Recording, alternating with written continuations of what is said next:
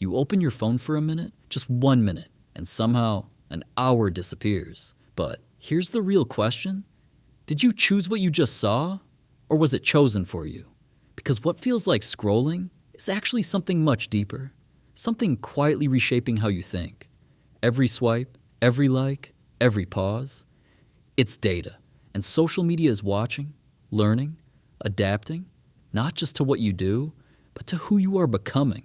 This isn't just technology, it's behavioral engineering. Modern platforms like TikTok, Instagram, and YouTube don't simply show content, they optimize it. Using machine learning algorithms trained on massive data sets, every interaction feeds the system.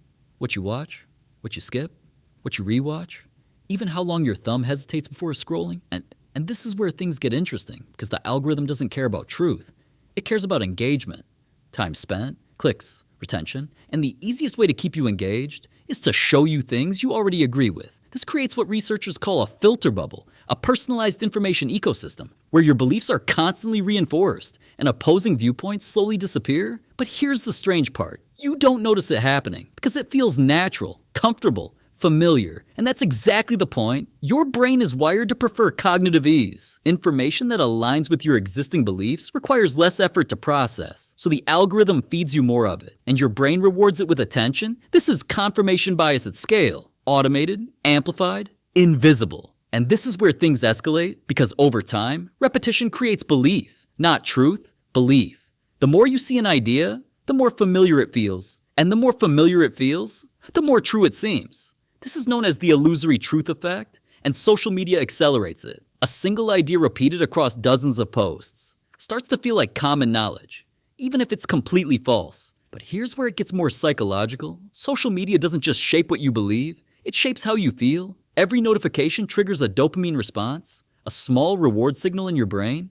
Likes, comments, shares. They create a feedback loop. Post a reward to repeat. And over time, your brain starts associating validation with engagement. You don't just consume content, you perform for it, curate your identity, edit your reality, and optimize yourself for approval. But scientists later discovered something deeper. This constant feedback loop changes your baseline expectations.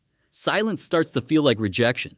Lack of engagement feels like failure, even when nothing is actually wrong. And this is where things get dangerous, because now your thinking is no longer independent, it's reactive, shaped by external validation, guided by invisible metrics. And this doesn't just affect individuals, it scales to entire societies. Trends emerge faster, opinions spread quicker, outrage becomes amplified, because emotional content performs better. It gets more clicks, more shares, more attention. And the algorithm learns this. So it prioritizes it, not because it's important, but because it's effective. And this creates a distorted reality, where extreme opinions appear more common than they actually are, where nuance disappears, and complexity gets reduced to short, digestible fragments. But here's the most unsettling part. Social media doesn't just show you what you like, it shapes what you like. At first, it reflects your interests, then it refines them, then it narrows them, until your preferences become predictable and your thinking becomes patterned. This is behavioral conditioning in real time,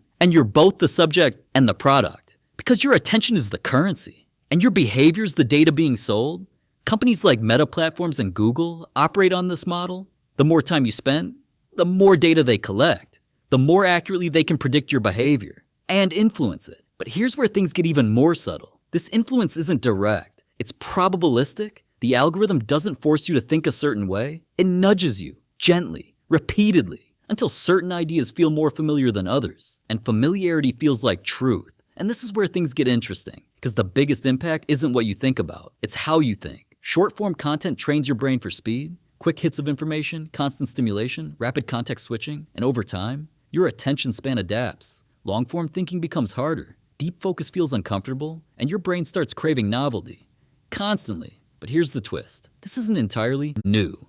Mass media has always shaped public perception, from newspapers to television, but social media is different. Because it's personalized, interactive, adaptive, it doesn't broadcast the same message to everyone. It creates millions of different realities, each tailored to the individual, and this fragmentation changes how societies function. Shared understanding decreases, common ground shrinks, and people start living in parallel worlds, each one convinced they're seeing the full picture. But here's the critical question. Can you escape it?